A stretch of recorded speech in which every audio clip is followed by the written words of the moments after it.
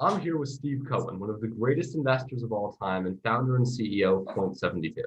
Point72 is a hedge fund which currently employs over 1,600 individuals and manages upwards of $19 billion in assets with 11 different offices around the globe. Throughout his career, Steve has donated hundreds of millions of dollars to a variety of charitable causes and has personally founded 3 philanthropic organizations: the Steve and Alexandra Cohen Foundation, the Cohen Veterans Network, and Cohen Veterans Bioscience. In November of 2020, Steve purchased the New York Mets and has since devoted countless hours to improving the team, as well as exploring new avenues for COVID relief, such as converting the entirety of Citi Field into a 24/7 COVID testing center and vaccination hub. Before we get started, is there anything you'd like to add? No, that sounds pretty good. I mean, you covered it. There's probably other things, but whatever. Well, growing up in Long Island, what first drew you to a career in finance? Wow. It just kind of happened from just certain people in my life influencing me, just little things. Like my grandmother used to talk about stocks. We used to have a lady that actually would take care of us when my parents would go on vacation, and she'd talk about her investments. And so I was really intrigued by that. It just kind of percolated in my brain. And when I was about 12, 13 years old, I started investing with whatever money I had from bar mitzvah money and all that stuff. So from there, it just became just something I used to read the sports page in the New York Post, and then the financial pages would be right after it. And so like it was natural just to keep going and I like math and I like numbers. And so, it kind of grew from that. So something you really enjoyed even as a young kid? Oh, yeah. I mean, I used to sit in brokerage firms when I was 14 years old and watch the tape. I actually got a job next to a brokerage firm because I wanted to be that close to the brokerage firm. Right. So, I was obsessed with it. And is that what pushed you to go to Wharton and pursue business there? Well, I mean, when I got into Wharton, I applied to a bunch of schools. I was going, okay, because it was Wharton.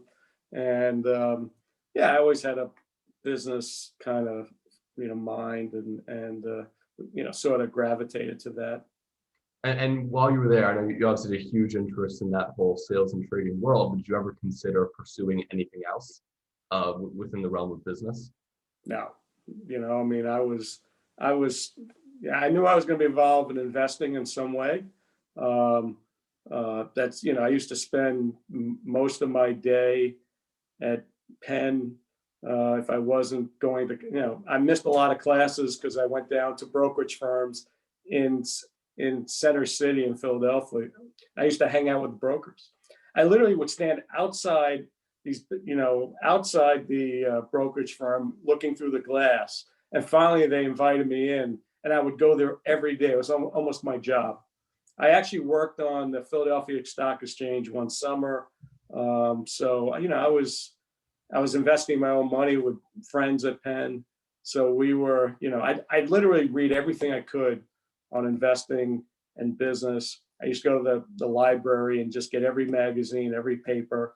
And so I was, clearly very interested in it. Clearly paid out well. Yeah. Do you think that kind of an undergraduate business program is the best or one of the best preparations for people who want to pursue that kind of a career? Well, you can do that in grad school too, all right? Like the way I describe it to people, anybody born today is probably going to live to 100, given all the medical advances. Right. So whether you do it when you're 19 or when you're 22, 23 is probably, whenever you're ready. And does Point72 care whether somebody has an undergraduate or has attended an undergraduate program or that sort of a thing? Well, actually, we have an academy that actually takes undergraduate kids and trains them to be analysts. We have 14,000 applicants for 40 spots, highly competitive. And so we're hiring the best and brightest. That's fantastic. Later in life, you've developed one of the most impressive modern art collections in the world. Was that like with stocks? So that's but nothing as good as that piece of art behind you. Thank you. Thank you. Was that something you were always interested in, or did that appreciation come later? Yeah, that came later. You know, I didn't have that sort of, I wasn't brought up that way going to museums. But I had people working for me and they were collecting and I just sort of enjoyed it. And so I went down with them and I would look at art with them. And then I got hooked. Nice. And, you know, and then once I get into something, I try to, you know, I just go full throttle. Has your experience picking stocks, Yeah. changed the way or influenced the way that you value art, the way you look at art and determine its appreciation and value? You know, I don't try to value art like investments. I mean, I think investment's more of a science. Art is more of a, what I would call knowledge Well, that's good. and understanding what other things within that particular artist, what period in his career, what other things have gone for. And then on top of it, it's really more about, do you love the piece? Right. And if I love a piece, I will pay probably more than most because I treat my art collection differently than my investments. I do it out of love. I do it because I just want, you know, there's something about the piece that, you know, just gets me going. If I look at a piece and it's on my mind 2 or 3 days later, I know I want it. I literally like keep thinking about it. If I don't think about it, I know it. That's my system. If I don't think about it 2 days later, I You don't know want it. it means nothing to me. Well, that's really lovely. Yeah. From running Point72 to collecting art to running the Mets, you're obviously a guy with a lot on his plate. Most Yeah. kids my age, going through the college process or just trying to get through high school in general, really struggle with time management. So what's the secret to being able to do it all so well? Well, first you're assuming I do it well. Okay. So, you know, I'm still trying to deal with the Mets. Obviously, that's additional thing on my plate. And we're in a COVID world, right? So I'm home a lot and I'm not out as much. So I have the time to run the Mets, run Point72, and I still run a portfolio. Now, once I'm out, you know, COVID's over and I'm out in the world again and dealing with all sorts of distractions that are, you know, less prevalent today, then I may have to give up trading, you know, and just run Point72 and run the Mets, which is, you know, because what you don't want to do is do three things poorly. Right. You know, I'd rather do two things well and give up one thing. And my firm is so big today, my portfolio management is a small piece of the profitability. So I have a real business. And that's the thing that drives me. And I care about the business more than my own trading. And so, you know, we'll figure it out. You know, you got to be adaptable. You got to be flexible. You know, one door closes, another one opens. And, you know, trading doesn't define me as a person. Adaptability, that's good. So switching gears for a little bit, as I mentioned before, of your three main charitable foundations, two of them are centered around veterans. It's a really lovely thing that you've chosen to focus on that community. Yes. So given all the work you've done for veterans, whether it be through helping them, find employment, whether it's through housing or the Cohen Veterans Bioscience, which is obviously much more focused on, the science and mental aspect of serving in the military, either do you believe military service should be compulsory for Americans, or did you ever consider joining the military? Well, my son did. That's how he became a Marine, went to Afghanistan, served 4 years. That's awesome. And came back and, he was fine. But as we know, lots of veterans come back and they're not able to function in society as well as they'd like to. And so that was sort of the motivation. And at the same time, I was involved with Robin Hood, which is a New York, foundation, and involved with poverty in New York. And we had set up to help veterans, from a housing perspective in New York City. And so I ran that committee. And so both my son was in the Marines at the same time I was running that committee. And we set up this mental health clinic in NYU. And Robin Hood's sort of mandate is New York City. Right. Once I'd set up this clinic at NYU, I realized I could take this national. And that's what we'll have about 24, 25 clinics servicing probably 20,000 vets and their families, every year for free. And so that became like, I was looking for something that was uniquely mine that I could run with. And the CVB, the Cohen's Veterans Bioscience, is an offshoot of the clinics where we're treating PTS in veterans and traumatic brain injury in the health clinics. But we're also through CVB, Cohen Veterans Biosciences, looking for cures, looking for treatments on the medical side, developing drugs, developing diagnostics to treat veterans. So they're really sort of, same part of they're two different efforts, but part of the same mission. Well, it's a tremendous story, and I thank your son for his service. What do your veteran networks do that the government falls short of?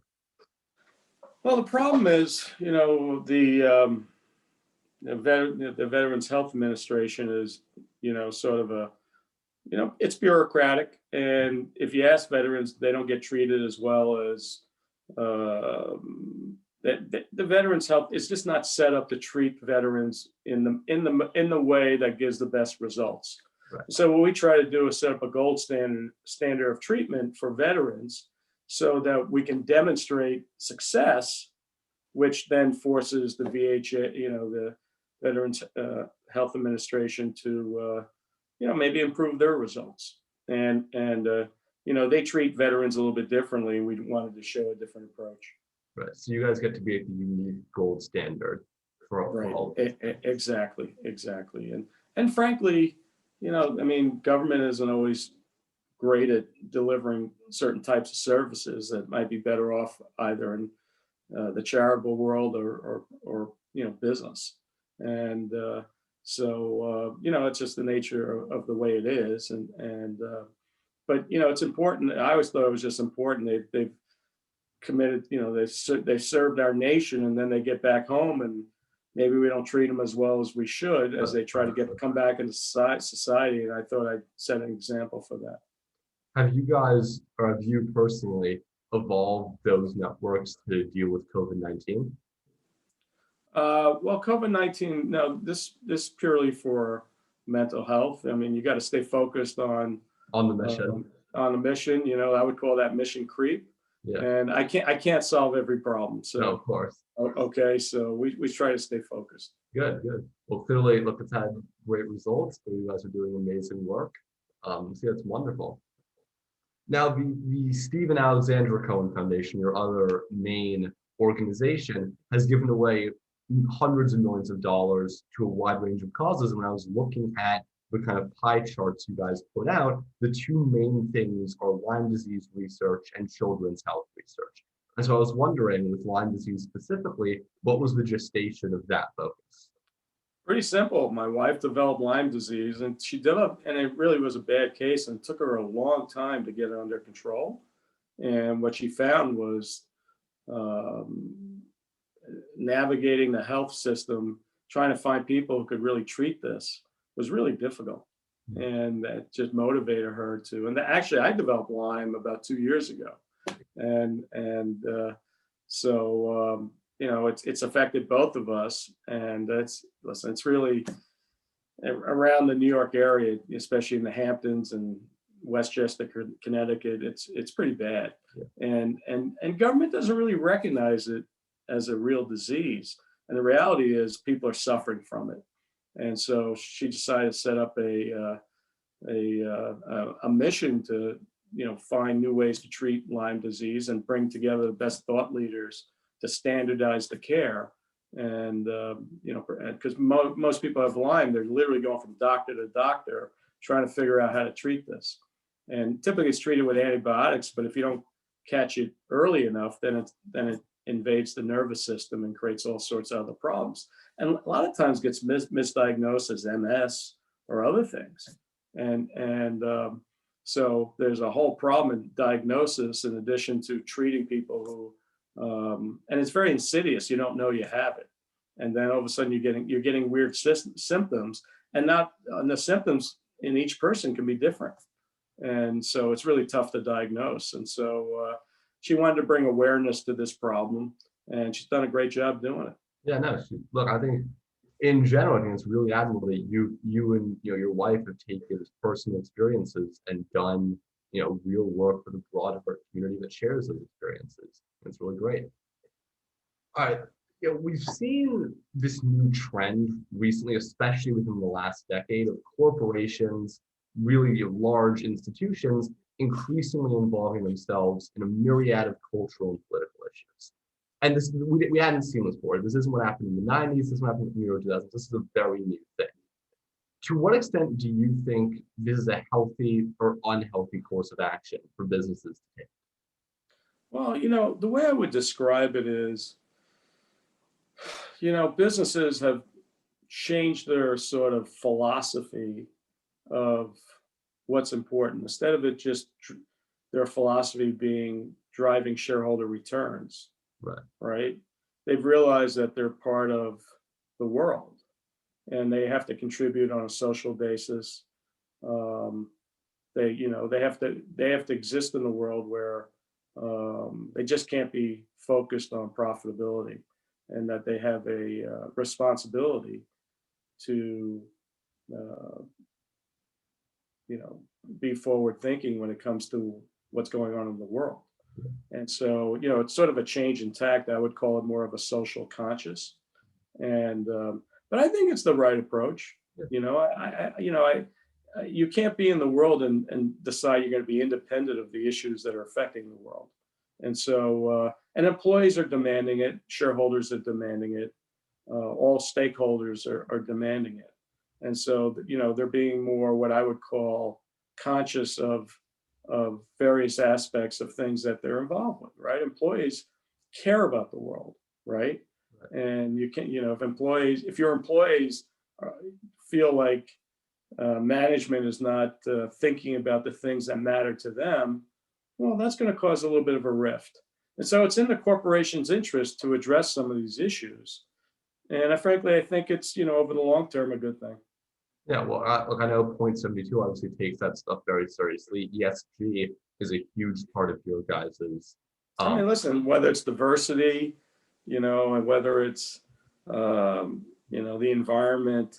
I mean, these are big issues that affect everybody, and to ignore them in a world where everyone is thinking about that just seems kind of narrowly focused. And I wish everyone had that ideology. They wouldn't be in the situation that we are in now. But that is, really, really. I think corporations are changing and will continue to change. And listen, that's what any system, a corporation is really a system, has to be adaptable, has to be flexible, right? Because the world changes, and it can't be so inflexible that it can't adapt to what's going on in the world. Right. So you've obviously, in the past few months, taken on a big responsibility with the Mets. It's a huge. Everyone who's a Mets fan is really excited about it. It's a huge deal whenever we switch owners. Have you always been? How are we doing so far? Look, so far it's looking great. I mean, my dad and I are huge Mets fans. Every big trade, big purchase, we get excited about. So far, we're looking. Tell your dad to buy a season ticket. Will do. Have you always been a lifelong Mets fan? And have you always loved baseball and the sport? The way I would describe it, I was a big Mets fan and Yankees fan. I was a New York City fan growing up. It was easy for me to get to Shea Stadium, which was, the stadium before Citi Field. And because I lived on Long Island, I would take the train right to Shea Stadium. So I used to go with my buddies, and we used to start in the top deck and buy cheap tickets and then try to move our way down over time. When maybe later in the game when the fans were leaving. And so, that was, we went to lots of games, and we had a fantastic time. And that's when the Mets, started in 1962, and they were kind of laughable. They were the amazing Mets, right? They were terrible. And then 1969, they won the World Series. in a dramatic fashion. And then in '73. And so that was when I was growing up as a kid. And so that was fun. Tom Seaver and Ron Swoboda and Tommy Agee and it was great. But then the Mets kind of outside of 1986, maybe year 2000 when the series against, they every once in a while they'd show up, but most of the time they were, not great. And so it's hard to follow a team that's not playing well. And so, it was more fun to follow the Yankees. But I mean, I've always been a Mets fan at heart. And, now that I own the team, I'm all in. Right. And I view this as a civic responsibility where I can make millions of people happy.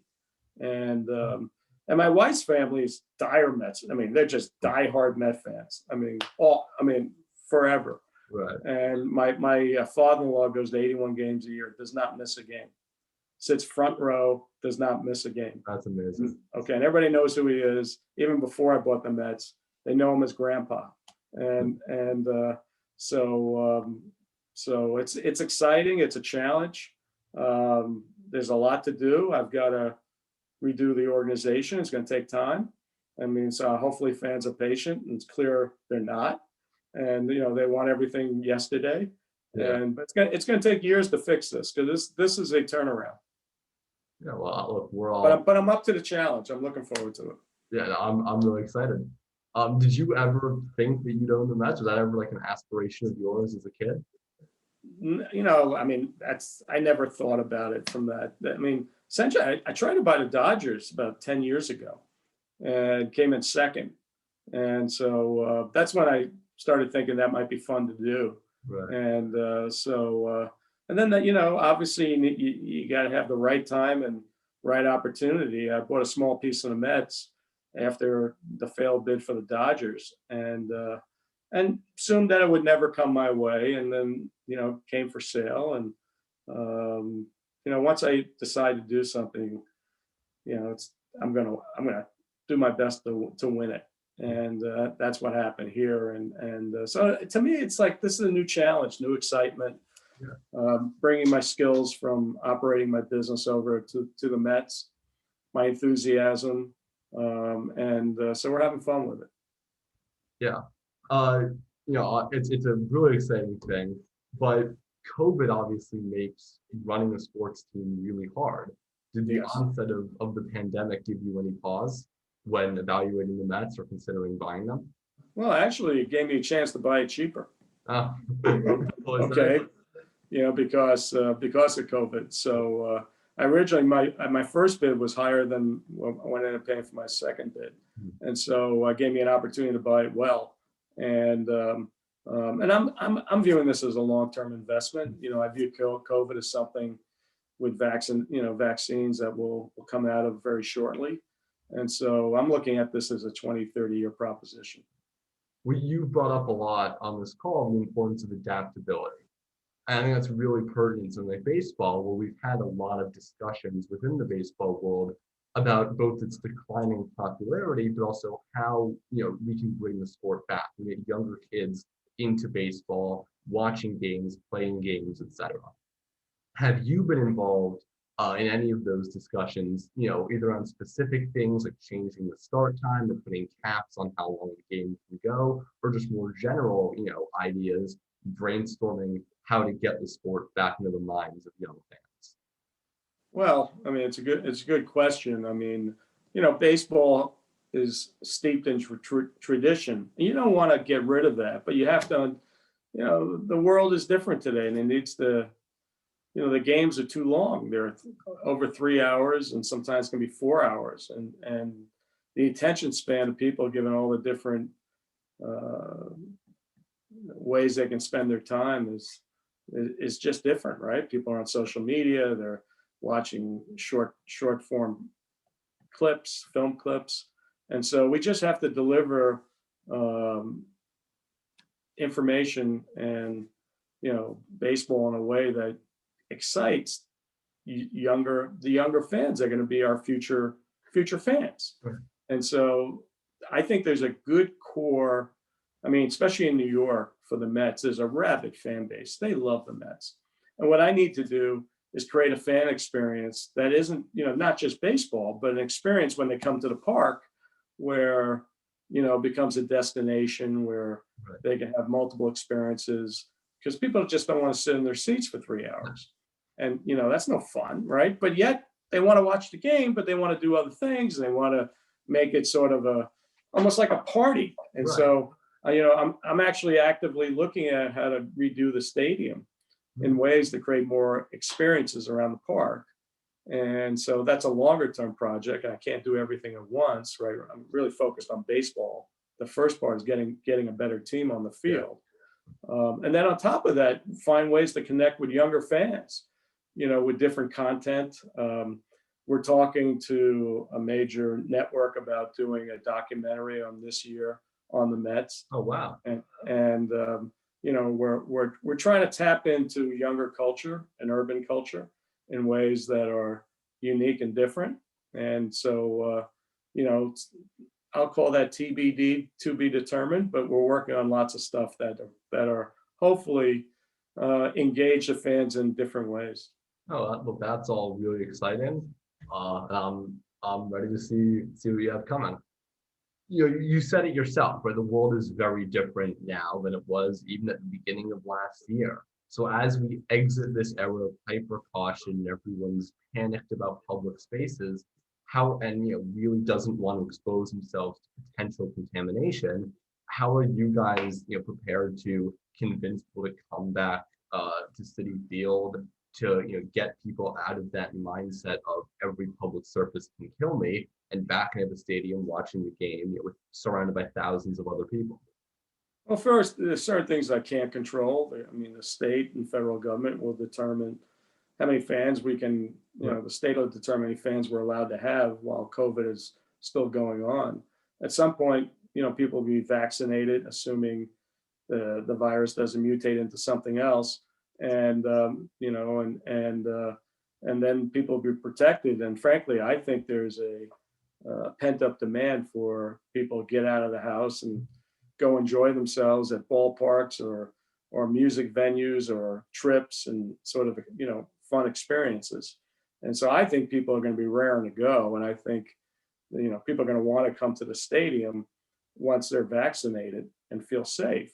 Obviously we're going to employ procedures to make things more contact free. Mobile ordering, hopefully for concessions, and ticketing that's contact free and things like that, so that obviously a standard of health safety at the stadium, so that people can worry about it less. I think ultimately people have to be vaccinated for them really to be comfortable that they can go about their normal lives. So, which will happen. I think people will want to get vaccinated. They'll see their friends back. If they're a little worried about getting vaccinated early, I think they'll do it later when they realize it's safe and people are getting back to their normal lives, and they'll want to do the same thing. Well, I mean, the president's saying we can get 100 million doses in 100 days. Which actually I think is not a high enough goal. Right. Yeah, I think that's a pretty, like we just allowed New York City to vaccinate it at Citi Field. We're going to be able to do 7,000 people a day. That's amazing. Yeah. Oh my God. Wow. 24 hours, 7 days. Incredible. Yeah. That's really great.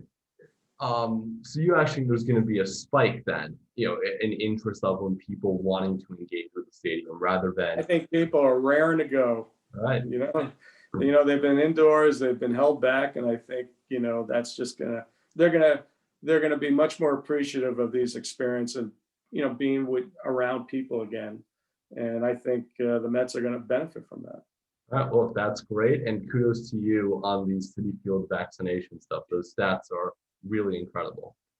We've seen, especially with the pandemic and these new high rates of crime, insanely high taxes, homelessness is spiking. There's been a mass exodus of New Yorkers fleeing the city. People want out of these major metropolitan areas that are really suffering from societal problems, especially compounded by COVID-19. Are you worried about the future of the active Mets fan base? Because you say yourself, New York, the city has at its core a lot of really passionate fans. But if they leave the city, if they go off to Connecticut, Long Island, wherever, what does that then make the future look like to you? Well, actually, I think our biggest fan base is Long Island. So, okay, so I'm less worried about that. I think, these are statewide issues that if they're going to lose population because of people's view that they're not safe or they're overtaxed or the quality of service is not what it used to be, that, ultimately it's people are much more mobile than we've learned from work from home that I can operate my entire firm from home. Right. Okay. Like outside of a small technology staff, we're not back in the office, which means there's a level of freedom that didn't exist before, which means that, states you can live anywhere and do your work. So that's a new thing. Yeah. And, it'll take a while for states to realize they have to compete on a different level. And if people feel like they can work in a different place and maybe, get taxed less and have a better quality of life, well, at some point, states are going to realize they're losing revenues. People are moving out potentially, and they'll have to deal with that. And so, that's the nature of competition, and people, feeling free to live where they want and work where they want. And so, like anything else, these are adaptive organisms, and they'll adapt. And if they don't adapt, then they'll run into problems and eventually have to adapt. And so, these things solve themselves over time. I mean, I'm not shorting New York City. New York City is a vibrant place with lots of reasons why someone would want to live there. And so, but they'll have to adapt, like any, any city, country that has to deal with new problems and new issues. And so, and it will, because they'll have to. Well, you mentioned the newfound ability to work online and that you guys, looked at that option. You've obviously had to live through this period of, stay-at-home work, and you found that it has gone rather well. Do you expect that even once we're out of the pandemic, even once, the vast majority of people are vaccinated, the Point72 does a hybrid, some people in the office, some people at home model? Or I don't see why not, as long as people are doing their work and want to be competitive and people may need flexibility, and they may be more productive because they're now not commuting long commutes, and so I'm open to that. Maybe some hybrid model, 2 days off, 3 days on at work at offices, or 1 week on, 1 week off. We're open. These are all sort of, we'll have to play with that a little bit and figure out what works. But I think, to hire the best and brightest, we're going to have to be flexible in how we work. And I'm open to that because I've seen it work. I mean, we're living proof that we can operate this business. In fact, I don't think I'll be in the offices 5 days a week anymore.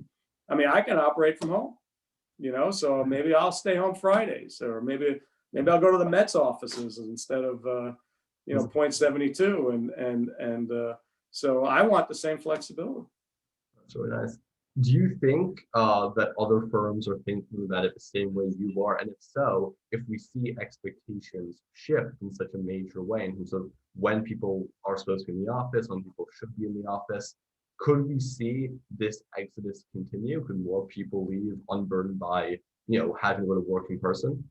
Well, it's certainly something that has to be monitored, right? I mean, if you can work, the real question is, where do they want to work and where do they want to live, right? And now one isn't exclusive of the other, right? You can work and live. And in the same respect, people do want interaction with their colleagues at work. So, there's going to be this happy blend, and however that, plays out, it'll play out. It's my job as a as a company to provide as much flexibility as possible and still operate at a high standard. How that affects New York, hard to know. I mean, it's not, it can't be a positive. It can only potentially be a negative. But then the other side, because of that, the city will have to adapt and find ways to attract workers. And so, nothing's static, right? I mean, one reaction causes another reaction. So that's why I'm not as negative on New York City. Right. Well, not being negative is always good. In part due to people like you, I think we've seen a steady increase in the interest that people have in the finance world. I know from my point of view, a lot of my friends regularly trade stocks, even as high school sophomores and juniors. People are really excited in everything that has to do with business because they can pursue their interests in a way that actually makes them money. Is there any advice you have for kids my age, kids a little bit older, who want to pursue the field that you essentially pioneered? Well, I mean, obviously, if they're really interested in it, they ought to get a great education and then go from there and learn the basics of the particular part of the business in the finance industry they want to be. You mentioned they're making money. Well, they're not always going to make money trading stocks, and stocks just don't go up. And so we've seen an ease of access in trading with Robinhood and other companies like that have made it almost like a ease through an app of getting involved in the markets. But you're trading against professionals too, and who probably have better experience and better access to information than you will. Right. And so but listen, I wish I had that as a kid. It would have made, I would have been, I don't think I would have left my room. I would have traded like all day, all night, so I can only imagine what's going on with your friends and buddies. And so, anything that gets people interested in the economy and capitalism, I think is a good thing. And because ultimately I think that's what has driven the American economy for the last couple hundred years, and to sustain that, given all the stuff we hear about as far as other alternative ways of running an economic system, so I'm encouraged by that. All right, well, that's great to hear.